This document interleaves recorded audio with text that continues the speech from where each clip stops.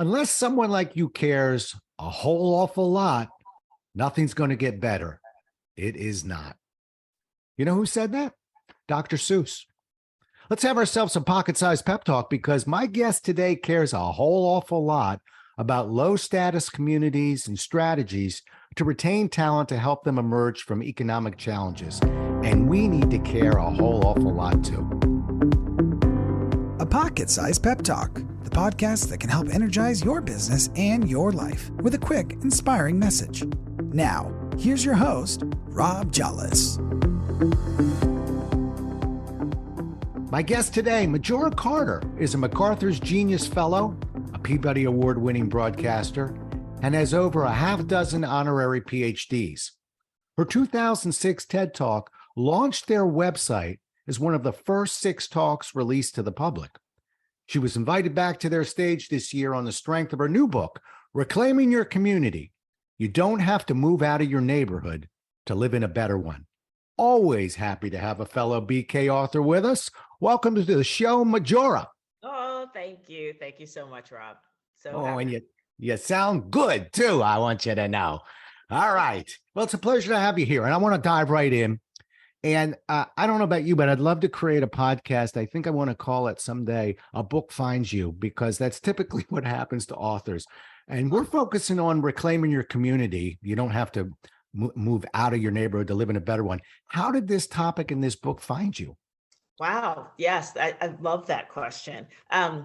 It found me because it was always in me. It's really interesting because Steve Persante, who the editor of my book and founder of BK, he was just like, the problem with you, Majora, is that you've got at least 5 books in you, and it's going to be hard to get one out. And so what this book is literally just sort of like many of my feelings about how one reclaims your community, how you fall in love with it in order to see the value in it, and then you do something beautiful with it. And I realized that I'd run away from my neighborhood for so long, because I believed, this narrative that there was always something wrong with it.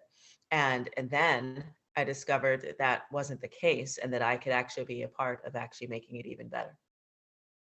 Yeah, well, that's what I mean in terms of it finds you. How long did it take you to write it? Oh, goodness. It was my pandemic project, to tell you the truth. Like if honestly, if it didn't happen, I don't know if I would have had, because I was working so hard, working on building this approach to community development through talent retention. And but I actually had the time to sit down to do it. But basically, from first, really understanding what the proposal was going to look like, to sitting down and writing the book. It was book writing to actually handing in my first draft was about 5 months. Okay. All right. Do you, I'm curious about your writing process. Do you give yourself a page count a week, or do you wait till the moment moves you? People want to hear this. No, it's a good question. Mine was, I gave myself a chapter a week.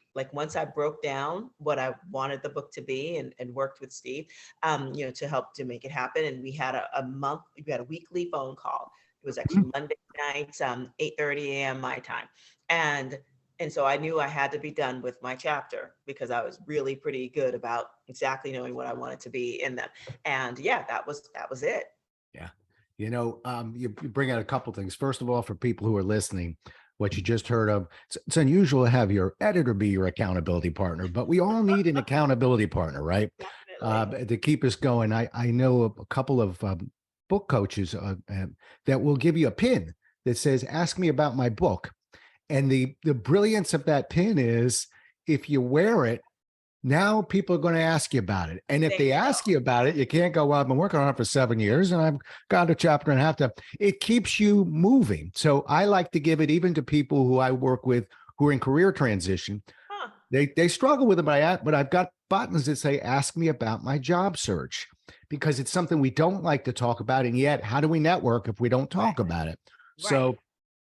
So yeah, need on the accountability partner. I'm different. I was a former marathon runner, so I was always this many miles a week, and some weeks were easier than others. And so I approached the writing that way a little bit too, where I just give myself a number.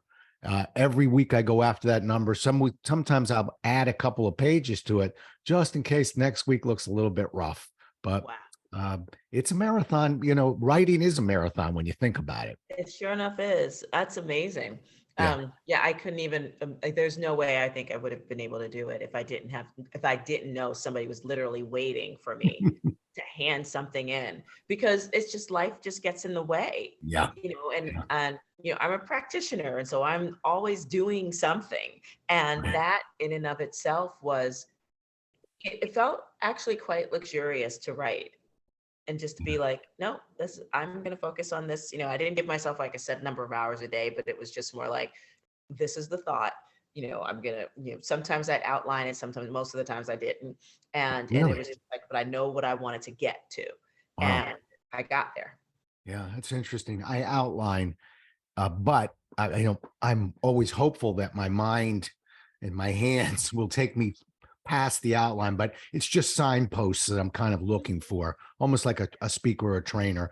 We work with word outlines, and then how we get from word to word, that's the fun part. This isn't, I was doing my research on you, and I noticed that you've got a bunch of books you seem to have collaborated on Amazon. So this kind of isn't this is your first solo book, it looks like, but there are other books out there, right? Yeah, I did some forwards, actually I did one, which was basically just a speech, for the Schumacher Institute, environmental organization. But this was like my first real project. Absolutely. This was it. Well, welcome aboard. You're in the author club. Now, I don't want to intimidate you on this, but somebody told me once, when you write your first book, you're an author. And when you write your second book, you're a writer. Yeah. Did you know that you were going to write your second? Absolutely not. I didn't get the great advice you got. I threw the kitchen sink at it in the first book, everything I knew about selling. And I actually was with Simon & Schuster, and I tried to get some of it back when I went, wow, I'm talking about implementation. I'm talking about some really good things. And they went, oh, no, that's ours now. And so I had no idea I was going to write another one, because as we started the conversation, you don't just wake up and go, I don't know, I think I'll write a book today. There's something moving you. There's something inspiring you and tugging at you. And that's what we go for. Or else it's just a merciless grind. And it's not fun for anyone. Well, let's climb inside. Sure. All right. So you're known for your work in urban sustainability and job creation. Let's talk about that. You center on talent retention. And I had to I assumed I knew what that meant, but I was looking that up. Are they related in terms of urban sustainability and talent retention? Well, I use the term because I feel that, successful companies, if you think about it, they use talent retention as a way to grow and build their companies. And they make sure their people are happy, so they're motivated to grow with them.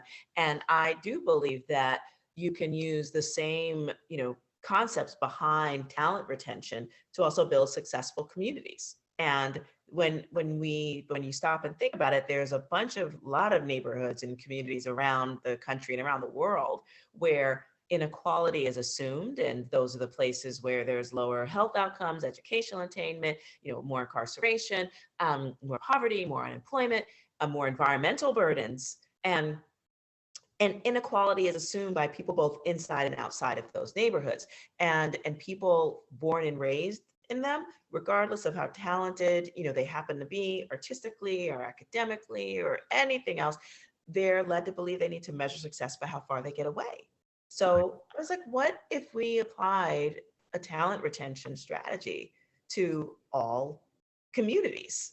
Like, what would we literally be bringing back, or rather keeping, close, so that it could reinvest and support those communities, and it would be a really beautiful cycle. And that's the approach that we take to community development. Yeah, I can tell this is a passion of yours. I saw a documentary on Magic Johnson and his theaters, and did you see that? It was beautiful. Wow. I'm assuming you're familiar with his work. Definitely. what impressed me was how he really got into the community and made that a safe zone of Yep. sorts. Yep. And didn't leave it up to it was just very impressive. He didn't just rubber stamp some movie theaters. He was Right. knee deep in that community.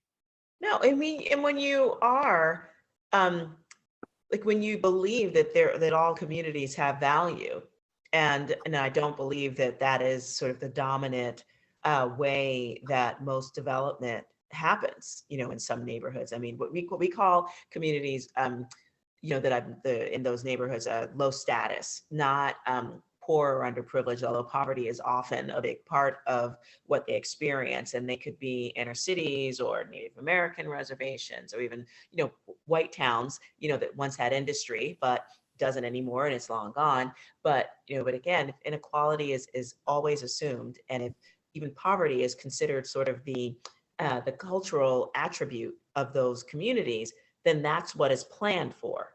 Right. And it's just sort of like this very status quo way of doing it. And you see it in terms of housing development. You'll see it in terms of, there's an expectation that people, will suffer from some certain chronic health issues. There's always, this moment where it's just like, look, these people are never going to be anything but poor. So that's what we plan for.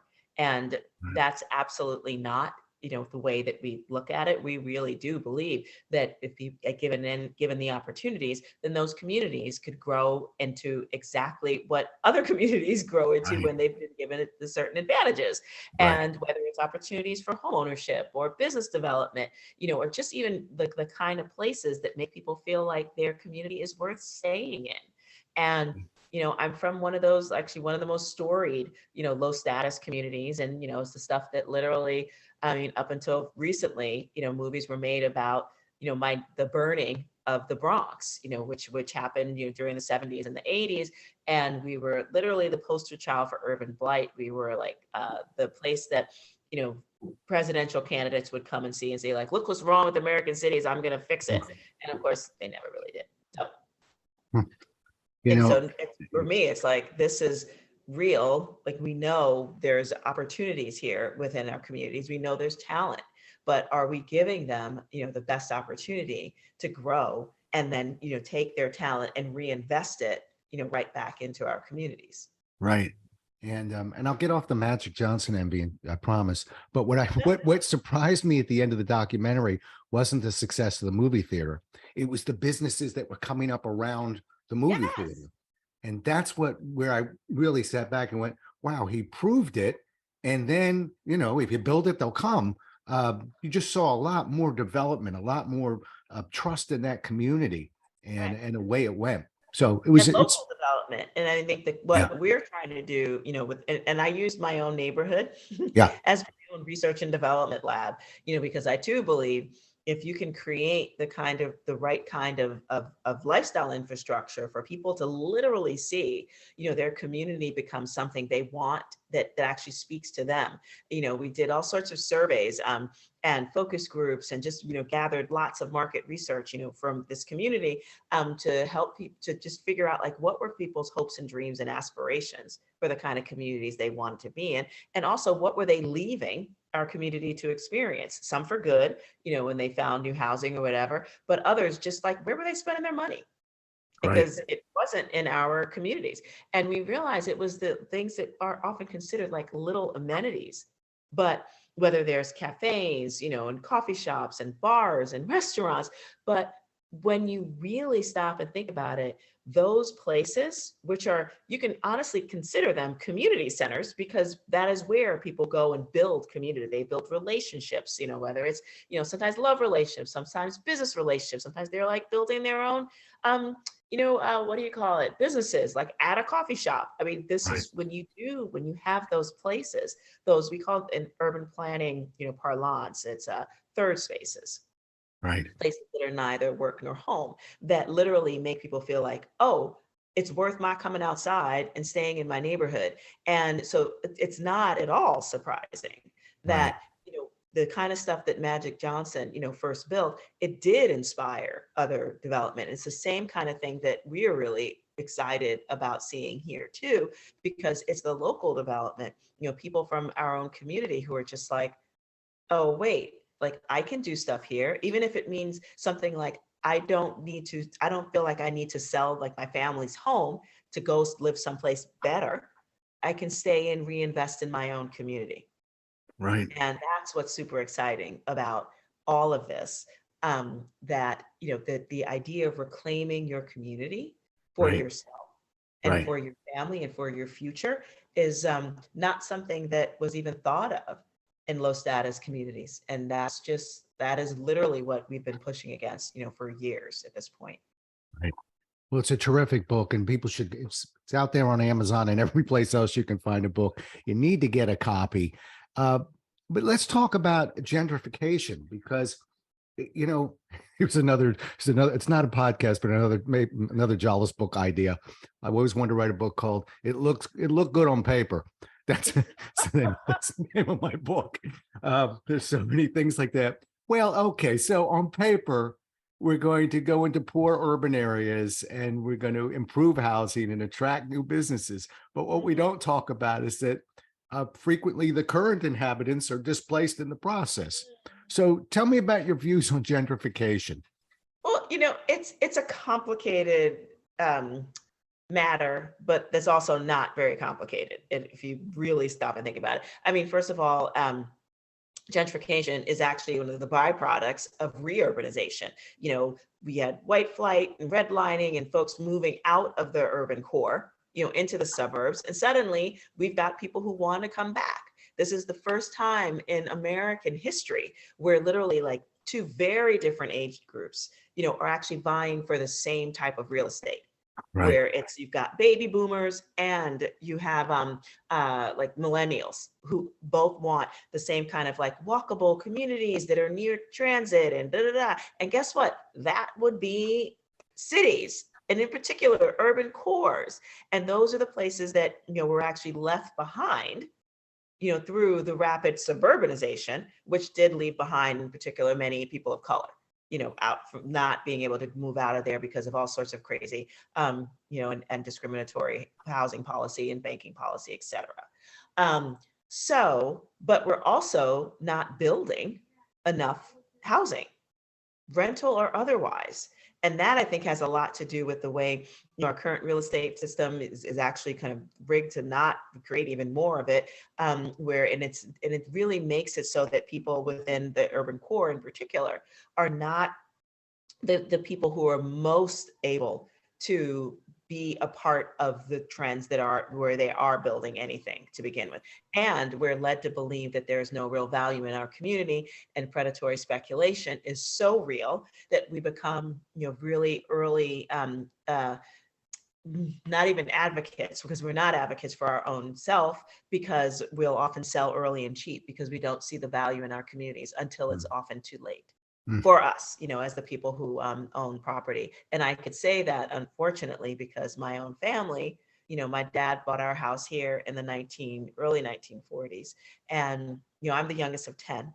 And by the time, I grew up and my parents had both passed away, none of my siblings wanted to keep the house because they were like, it's cute you do your community stuff, Majora, but nobody wants to live there. That house isn't worth anything. That house is now worth 3 times, what it was sold for after my parents passed. And that could have been my family's generational wealth, but it's not. It was bought by a predatory speculator. And that's happening all over the country. So, but if we don't see the value in our own communities and we're selling early and cheap, and there's not really any policies, to support people, in our own communities to hold on, to that, to what we have, and create more opportunities for people to stay in it. And the system sort of privileges, housing developers that are not from our communities and that are continuing to concentrate poverty through subsidized rentals. Are things actually going to change? No. And so the gentrification that we see is actually a part of like a really nasty dynamic, a part of a very well-oiled machine that continues to go, and that again jeopardizes, future wealth creating opportunities, for people that were already here, while it creates massive opportunities for other folks. And that is the truth of gentrification that unfortunately almost never gets addressed because it's such a hot button issue. And it's just sort of like people are being displaced. And it's like, can we check and see why people are being displaced? Right. Right. Can we Right. deal with that? And then, and support them so that they're holding on to what they have and then giving others opportunities to build more, wealth within their own communities. That Right. would change things. Right. And I see it. I'm right out, I'm about a mile outside of Washington, D.C., and grown up around the D.C. area. We certainly see it here. Real estate in D.C. in the 60s and 70s was, they're practically given away. Now it's very chic to get into the city and push others out to the suburbs now. So it's pretty amazing. I guess what it is, we need leaders. We need leaders to help create change. And you're doing that. Your book is doing that. But how do we make that happen? How do you create more leaders? I mean, what's been wonderful with this book in particular, just the way that we've been, putting ourselves out there, is that folks sort of see the example and they know that they're not crazy, Right. which is really kind of cool because, when you think about our communities, and I think especially since America loves the Cinderella story of like a hardscrabble, somebody in a hardscrabble community and then growing up and being somebody, but of course they're always moving out. Right. And what excites me about having written this book is that, we can be the heroes in our own story, in our own communities. We don't always have to like leave them in order to be powerful and wonderful. And it's just sort of like, why is the foundation, just this like horrible life to start, or just sort of humble, doesn't have to be horrible, but why can't we take the beautiful things that in many cases our community has given us, because as tough as my neighborhood was, I mean, there were still all sorts of love and amazing people in it, that made me who I am. And why would I want to, dishonor all that and take it someplace else so that someone else could benefit from it, as opposed to people in my own community? Right. My dad had a saying. I remember I was a Boy Scout, but he loved this saying, and he would say, I actually was writing it down. Don't go on and do it. Come on, let's do it. And that was his message to the leaders. We had over 120 boys in this troop. So we were actually, my dad was a Marine. So we were in companies, and companies had patrols. Don't get me started. But we with that many kids, you actually needed some sort of structure. But Absolutely. that was a leadership piece of ours, and it meant something to me. And Majora, you are somebody who's not just talking about it, but doing it, because I'm ready for you. I was looking at this Boogie Down Grind, and I thought, what in the heck is that? Until I looked it up. So I know what it is. Tell this audience what the Boogie Down Grind is. Yeah. So it is, literally, like I said, my own neighborhood is my own research and development lab, because you got to be able to like try stuff out before you can tell people like, no, this stuff actually really works. And so lifestyle infrastructure, again, the building those community, places where community can connect and build and see its value in each other. We call it lifestyle infrastructure, right? And it's literally the same kind of thing that makes people feel like, oh, I can do more in my neighborhood. And so, but there's things like cafes and coffee shops and bars and things like that, where people can connect and create, build those relationships. And so we've not had, like, honestly, the biggest, sort of social space in my neighborhood was literally like the inside of either the waiting rooms in health clinics or pharmacies. There's like, maybe there's another community center, but it's meant for kids. And so, cool people don't hang out there. Like, they'll leave the neighborhood in order to like do some fun stuff. So we had to build some of these places just to test this model. And it was a really smart thing to do, because when we did it, first of all, we were the first coffee shop, first cafe, because we serve craft beer and really nice wines and sangrias as well. It was the first one we've had in this neighborhood since I was in high school in the 80s. Like, it's the only place you can actually be an adult and get a drink in a nice place. And it was at first kind of like, can you do that here? Because we just didn't have it, because it's just like, like, it was almost as if nice things shouldn't happen here, or at least that was the expectation. And it was like, why shouldn't they? But again, if the narrative is just like, nice things don't happen here, like you Right. leave the neighborhood in Right. order to experience them. After a while, you start to believe them.